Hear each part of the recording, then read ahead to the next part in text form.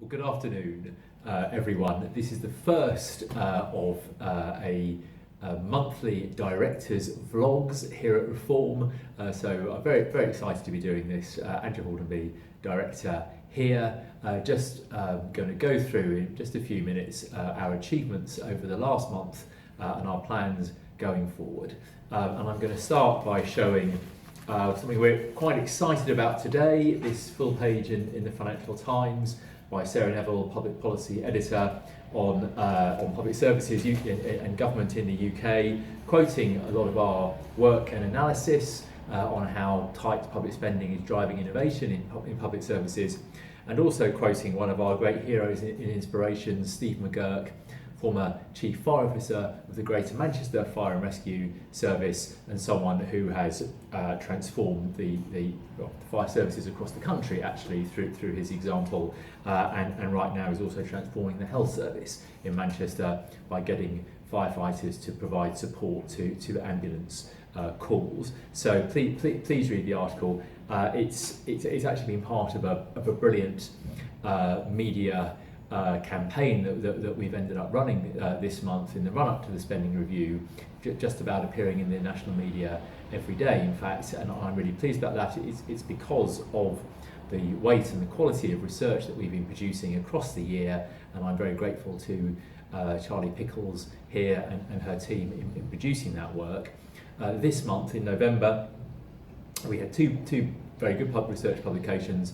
Firstly, a briefing paper on public sector productivity, on how important it is to manage it, how difficult it is to measure it, in fact, and our ideas for how government could do better to measure outcomes and costs in public services. And that will go on to, that's the beginning of a series of papers in productivity, which I hope will really build something quite special.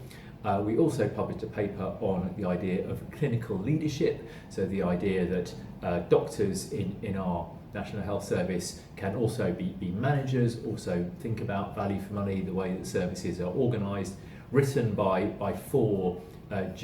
six doctors, 4 junior doctors and 2 trainee doctors, who are a very, very impressive group, and who are arguing that the training of doctors should be changed to give them more management experience and insight. So those are 2 excellent papers on key subjects, and I will just say that our next research paper will be another briefing note, this time on the employment support allowance. That's the main benefit for people who are unable to work because of sickness and other similar reasons not to be able to work, and starting to provide ideas for change in that area.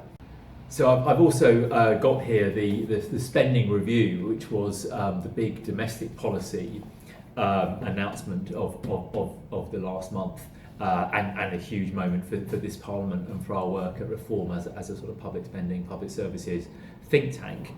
I mean, I think our feeling was that this was a spending review that emphasised the spending side rather than the reform side of public services. There were some great ideas in here about a different approach to prisons, for example, which should improve prisons, to courts, changing old court property into new technology, which would make a huge difference, and the better use of other public sector land, actually. But overall, it was a statement that emphasised extra money going into public services rather than reform ideas, and I think we felt therefore it was a little bit of a missed opportunity.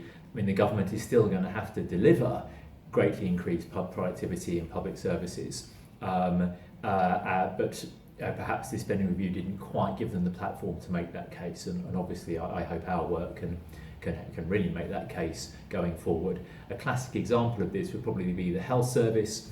So the Chancellor was at pains to emphasise that he was spending an extra £3.8 billion in the next financial year.